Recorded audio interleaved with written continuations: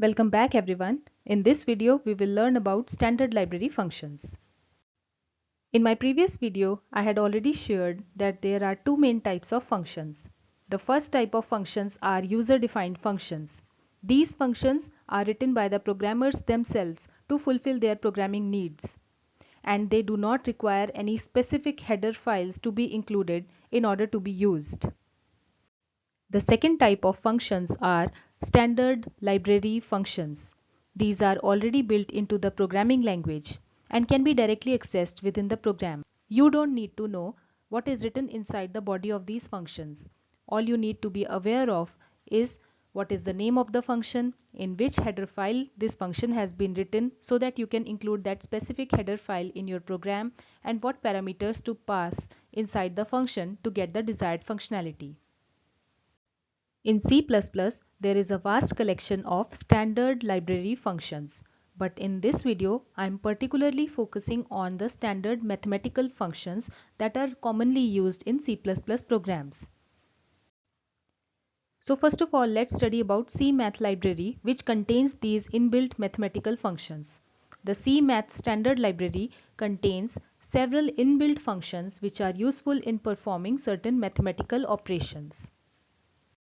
Although cmath header file contains numerous mathematical functions, the most popular ones among them are log function, square root function, power function, exponential function, round function, floor function, ceil function, and several trigonometrical functions such as sine, cos, and tan. You can learn more about cmath library functions from cplus.com/reference/cmath. So let us study about these mathematical functions and their working. I am going to first type #include iostream as always, and this time we are working with cmath header file, so we must include it, and that is #include cmath. And then we can type here using namespace standard. Now here I will type int main, and inside the main function let us first talk about the sqrt function. Sqrt function, this function calculates the square root of a number. So let us take an integer value for which we want to calculate the square root. Let us call this variable as num1, and let me give it value of maybe 16. You can also take the input for variable num1 at runtime. For making this program easy to understand, I am initializing my variable at this step only. Now in the next step, here I will type square root is equal to, and here I can type sqrt, and then I will pass the name of my variable, which is num1, and then semicolon, return 0. So let's run this program. It's already saved as mathfunction.cpp, so I'm just running it, and square root is equal to 4, because the number that I passed was an integer value of 16. So 4 4s are 16, and hence we got the correct value for square root. Let me take cube root of a number. So in this case, let me declare another variable. Let's call it as num2, and let me give it value of let's take some value like 625. Alright, so cout, here I am going to calculate the cube root equal to cbrt and then num2. So again let's execute it, and this time the cube root is 8.54988, something like this. This is a decimal value. Moving on, I will now show you the working of round function. The round function is used to round up a decimal point number to the nearest integer.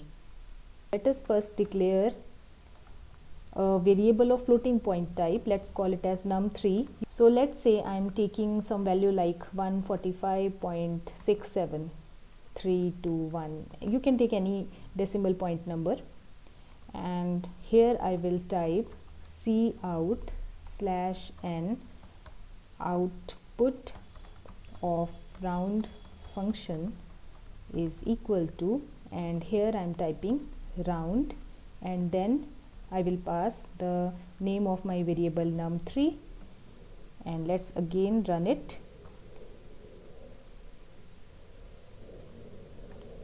So here you can see output of round function is equal to 146. So my value originally was 145.67321, so it is now rounded off to the nearest integer value, which is 146. Now let's understand the ceil function. Ceil function is written as ceil and then parenthesis, and this also works in the similar way. It also has the same functionality. It rounds up a decimal point number to the nearest integer value, nearest smallest integer, which is bigger than this floating point number. So here I am typing let's say num4, or we can directly take num3 only, and let me again calculate the ceil value for num3 only. So here I am typing slash n output of ceil function is equal to, and then we will type ceil, and I will pass num3 here again. We will just see what is the output of the ceil function here. Compile and run. So as you can see, output of ceil function is again the same as was the output for round function. Let us now discuss the floor function.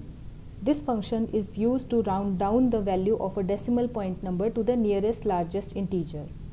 So here I am again taking the same parameter, which is num3, and output of floor function is equal to, and then I will type floor num3. So you will notice that the value will now be reduced. So let's run this program, and output of floor function is 145. So you can see that the decimal portion has been truncated, and I am only left with the integer part, which is 145. Let us now discuss the exponential function. This function calculates the exponential value of a given integer, which could be a positive, negative or zero value. So let me type an integer here. Let's call it as num4, and let me give it a value of maybe 8. And here I will type slash n result of exponential function is equal to, and then here we type exp, and then inside the parenthesis we have to type our variable name num4, and then return 0. Let's run it to see the output, and here is our output, which is being calculated, and it is equal to 2980.96. So as you can see, a decimal value has been returned to us, and this value is auto calculated. Similarly, we also have the log function, and this log function is used to calculate the natural log of any given value.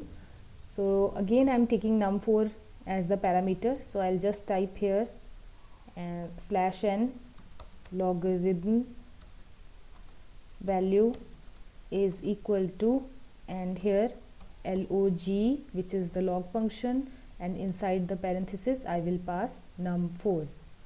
Let's run it and see the output. Logarithm value is 2.07944. The last function for this video is the power function, which accepts two arguments, x and y. So x is the given value and y is the power. So basically we want to calculate x raised to power y, and this can be done using power function. So here we can type slash n result of the power function is equal to, and then I am typing power, and let's suppose I want to see what is 8 raised to power 3. So I'll type here num4 because num4 contains the value of 8, and then I will enter or input 3, which is my power. So execute, and here you can see result of the power function is 512. So 8 raised to power 3 is 512. That's all for now.